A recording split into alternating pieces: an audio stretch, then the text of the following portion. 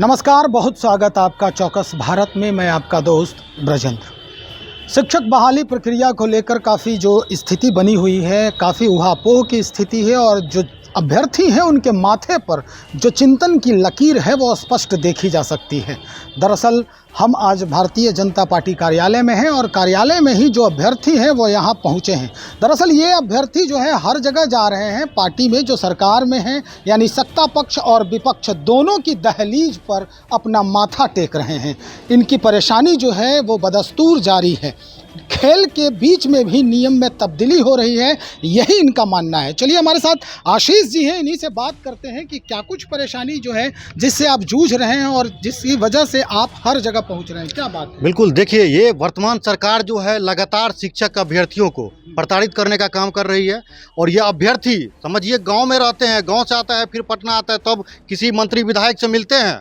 और अभी हम लोग लगातार भटक रहे हैं पटना में, इसलिए कि ये सरकार जो है लगातार शिक्षक अभ्यर्थी पे जुर्म करने का काम कर रहे हैं। तो हम लोग इस चीज़ को बर्दाश्त नहीं करेंगे।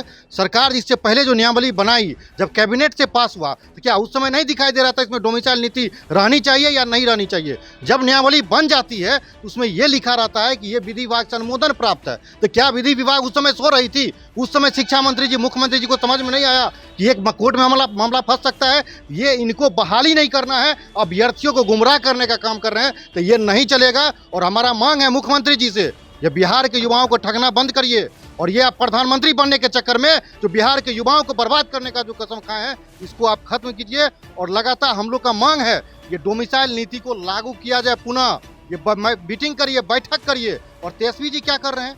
युवाओं के नाम पे लगातार जब चुनावी कैंपेन कर रहे थे, लगातार कहते थे जब हम आएंगे तो परीक्षा शुल्क भी आप लोगों को नहीं लगेगा। अभी बीपीएससी का सभी अभ्यर्थी फॉर्म भर रहा है, 1500 से 2000 परीक्षा फॉर्म भी दे रहा है। परीक्षा देने जाइएगा हम वो भी पैसा आपको देंगे, लेकिन आप देखिएगा जो कि यहाँ पे 2000 रुपया फॉर्म भरने में लग रहा है। और जब यहाँ पे परीक्षा देने की बात आती कर डोमिसाइल नीति हम लाएंगे, जो डोमिसाइल नीति लाए और 10 दिन के बाद इनका वापस हो जाता है। जब से नियमावली आया है अभी तक में कम से कम लगभग 10 संशोधन हो चुका है। मतलब लग रहा है जो कि सोए हुए थे उठे और नियमावली बना दिए, बाद में फिर दिखाई दिया कि ये गलती है, इसको सुधार दो। बीपीएससी ऑफिस हम गए सामाजिक विज्ञान विषय को लेकर के, तो सर 4 विषय है उसमें से 4 विषय में क्या पढ़ा जाए सर? उसमें से आप सब्जेक्ट कॉम्बिनेशन दिए हैं, उस सब्जेक्ट कॉम्बिनेशन के अनुसार पढ़ें या चारों विषय हमको पूछा जाए? क्योंकि फॉर्म भरते समय हमको सिर्फ सामाजिक विज्ञान दिखाई दे रहा है। जब उनको बोले जा करके तो बोले सर प्रेस विज्ञप्ति जारी कर दीजिए। उनके उप सचिव जो है कल जा करके प्रेस विज्ञप्ति जारी किए। मतलब हम लोग जाएंगे तब जा करके वो प्रेस विज्ञप्ति जारी करेंगे। ये दुर्भाग्यपूर्ण है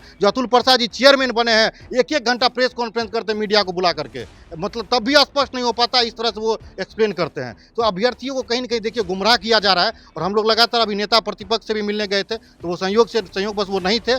और हम लोग सम्राट चौधरी जी बीजेपी के प्रदेश अध्यक्ष हैं, उनसे भी हम लोग मिलने का प्रयास कर रहे हैं और उनसे मिलेंगे और हम लोगों की आवाज़ को वो उठाएंगे और मुख्यमंत्री जी के समक्ष भी उठाएंगे, वहां तक पहुंचाएंगे। लगातार इसके लिए प्रयास कर रहे हैं। और तेजस्वी जी से हमारा आग्रह है, तेजस्वी जी एक बार पलट करके अपना बैक में देख लीजिएगा, वीडियो आपका ट्विटर पे चल रहा है, हम लोग टैग करके दिखा रहे हैं आप क्या स्टेटमेंट दिए थे। तो हमारा आग्रह है आप उस वीडियो का जरूर देखिए और इस युवाओं के हित में निर्णय लीजिए कि डोमिसाइल नीति को लागू करिए। ये गेजेटेड ऑफिसर का परीक्षा नहीं हो रहा है। आप जो लॉजिक दे रहे हैं जो बीपीएससी ले रही है, तो ये गेजेटेड ऑफिसर का नहीं हो रहा है, कर्मचारी का हो रहा है। और कर्मचारी का हो रहा है। अगर अदर स्टेट में गेजेटेड ऑफिसर का भी होता है, पीसीएस का होता है, उसमें मात्र 10% ही दिया जाता है अदर स्टेट वाले को। ये तेजस्वी जी अपने शिक्षा मंत्री जी को समझा दीजिए और मुख्यमंत्री जी भी आप भी समझ लीजिए। और शिक्षा मंत्री कहते हैं हमको मैथ और साइंस इंग्लिश का शिक्षक नहीं मिल रहा है, उनको समझ में आना चाहिए। आप जहां डोमिसाइल नीति का बात कर रहे हैं, सीटेट जो परीक्षा होता है 1 to 5 और 6 to 8 के लिए आता है, और यहाँ 1 to 5 के लिए प्रत्येक राज्य का अभ्यर्थी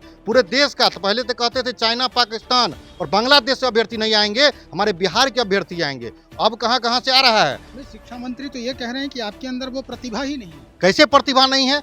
कैसे? जब तक बिहार का बच्चा, बिहार का युवा दूसरे स्टेट में जाके पढ़ाने का काम कर रहा है, कोटा में पढ़ा रहा है, दिल्ली में पढ़ा रहा है, अलग अलग कोचिंग में पढ़ा रहा है, संस्थान में पढ़ा रहा है, तो बिहार के अभ्यर्थी में पूरा टैलेंट है, बिहार की जनता में भी योग्यता है। ये शिक्षा मंत्री में कोई योग्यता नहीं है। इनकी योग्यता का जांच किया जाए, ये किस आधार पर मीडिया में स्टेटमेंट देते हैं, इनसे पूछा जाए कि इनको कोई जानकारी है ये जो बोल रहे हैं ये डोमिसाइल के बारे में, योग्यता के बारे में।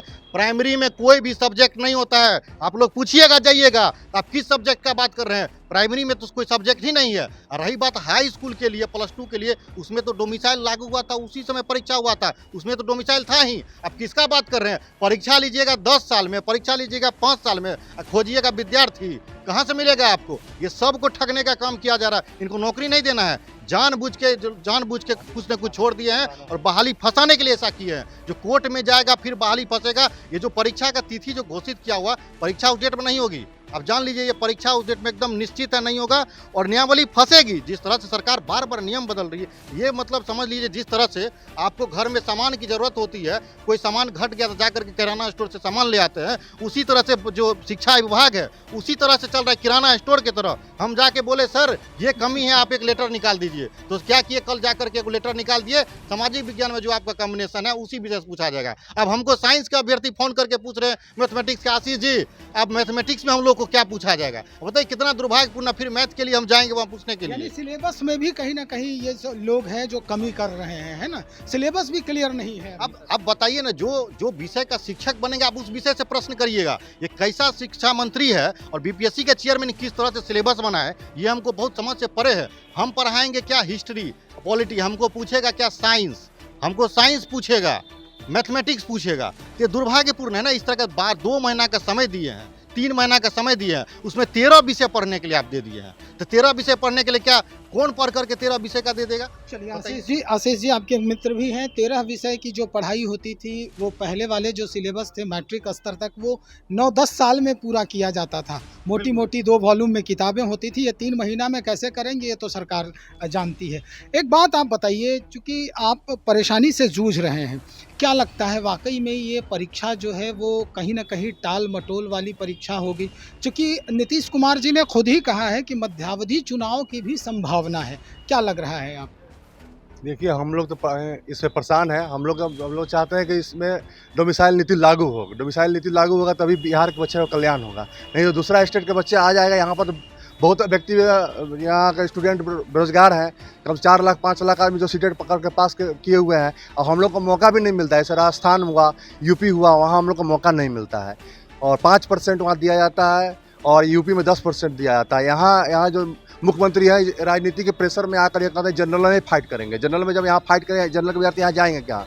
यूपी के विद्यार्थी को नौकरी होगा और राजस्थान के विद्यार्थी को नौकरी होगा और यहाँ के विद्यार्थी को तो नौकरी मिलेगा ही नहीं। तो हम मुख्यमंत्री की यही कहना चाहते हैं। वो तो सही बात है, लेकिन हमारे जो सवाल थे शायद वो समझ नहीं पाए आप। आशीष जी आपसी से बात करेंगे। आपको लगता क्या है, सरकार जो है इस परीक्षा को टालने के फिराक में है? क्या लग रहा है? क्योंकि मध्यावधि चुनाव की भी सूचना जो है वो प्रसारित हुई है नीतीश जी के ही तरफ से। उन्होंने कहा है कि जल्दी जल्दी अधिकारियों को उन्होंने एक इंस्ट्रक्शन दिया है कि जल्दी से काम कीजिए, मध्यावधि चुनाव कब हो जाए ये किसी को पता नहीं। क्या लग रहा है? देखिए बिल्कुल आप जो प्रश्न किए हैं, अभी हमको कुछ देर पहले ही पता चला कि मुख्यमंत्री जी गए थे राज्यपाल महोदय से मिलने के लिए, ठीक है। अब ये अंदर खाने में क्या बात होता है तो किसी को पता नहीं चलता, आप लोग बात को निकालते हैं अंदर से। अब रही बात मध्यावधि चुनाव का, ये जो शिक्षक भर्ती प्रक्रिया है इसको पूरा का पूरा इस पर राजनीतिकरण कर दिया गया है। मतलब बिहार में जिस तरह से अलग अलग मुद्दा है, उस मुद्दा को ढकने के लिए जो और भी चीज़ जो जहाँ अपराध का बढ़ रहा है, कहीं भी बैंक लूटा जा रहा है, कहीं किसी का मर्डर हो जा रहा है, ये सारे मुद्दे को ढकने के लिए जानबूझ के ऐसा मुद्दा ला दिया जाता है जिससे वो सारा हाइड हो जाए, और वही किया गया है अभी। अब बताइए ये डोमिसाइल नीति कौन बनाया था? नीतीश कुमार जी उस समय नहीं थे क्या? जब सिग्नेचर कर रहे थे, जब उनके टेबल पर ये नियमावली उस समय लिखा हुआ था डोमिसाइल नीति, उस समय वो नहीं पढ़े और आज उनको नींद टूटा, अचानक से नींद टूटा, अरे इसमें डोमिसाइल है, ये नहीं होना चाहिए। ये किस तरह से शासन कर रहे हैं बिहार में? ये बिहार के देखिए ठगने का काम किया जा रहा है। हम लोग अन्य प्रदेश में नहीं जा सकते हैं। यहाँ का कोई भी जाएगा मजदूरी करेगा, जा करके वहाँ भी लाठी खाएगा। कोई बिहार का कोई भी मुख्यमंत्री उप मुख्यमंत्री कुछ भी संज्ञान लेता है, एक ट्वीट कर देता है 4 लाख रुपया 5 लाख रुपया, उससे हो जाएगा। किसी परिवार का क्षति होता है, आप रुपया से उसको पूरा कर दीजिएगा। तो हम लोग बिहार में रहते हैं और बिहार में रह करके बिहार को आगे बढ़ाना चाहते हैं, तो मुख्यमंत्री जी और तेजस्वी जी दोनों मिल करके बिहार के युवाओं को ठगने का काम कर रहे हैं। और ये ठगना नहीं चलेगा। 24 में इलेक्शन है, याद रखिएगा। आरजेडी का खातों ने खुला था, तेजस्वी जी देख लीजिए, और खाता खुलेगा भी नहीं। आप जिस नीति पे चल रहे हैं ना, कुछ नहीं होने वाला है। युवा को ठगिएगा। और हम पूरे बिहार के शिक्षक अभ्यर्थी से हम आग्रह करते हैं कि आप सभी शिक्षक अभ्यर्थी एक हो जाइए, बटिए नहीं, जाति धर्म किसी चीज में नहीं बटिए, एक हो जाइए और एक हो करके 1 तारीख को पटना में आइए। और ये मुख्यमंत्री जी का जो आवास है, जिस आवास में बैठ के ये मीटिंग करते हैं, पूरे देश से बुलाते हैं नेता को और यहाँ मीटिंग करते हैं, उसी उन्हीं के आवास को घेरना है और वहीं से वो चीज होगा। और मुख्यमंत्री जी को ये निर्णय लेना पड़ेगा, ये जो डोमिसाइल नीति लागू करना पड़ेगा। नहीं लागू करेंगे तो वार्ड कमिश्नर का भी चुनाव वो नहीं जीत पाएंगे मुख्यमंत्री जी, ना जान लीजिए। चलिए, बहुत शुक्रिया आशीष जी। तो ये अभ्यर्थी हैं अपने राज्य के, इनके साथ जिस तरह की परेशानी हो रही है, निश्चित तौर पर इनका जो गुस्सा है, इनके जो अंदर की जो भावनाएं हैं, वो अब नकारात्मक होते जा रही है। निश्चित तौर पर ये आंदोलन के मूड में है, घेराव के मूड में है। सरकार को समझने की ज़रूरत है। खेल के नियम में जो तब्दीलियां हो रही है, इन तब्दीलियों पर पहले ही पूर्ण रूप से विचार करें और विचार करने के बाद इनके हित की बात करें, क्योंकि युवा आपके ही राज्य की है। खैर, अब देखना ये होगा कि सरकार किस तरह से तब्दीली करती है, या फिर वही जो नियम है इसी पर सरकार आगे तक अपने आप को स्टेबल करती है। हम इंतज़ार करेंगे इस पूरी कहानी को समझने के लिए। तब तक आप बने रहें हमारे साथ।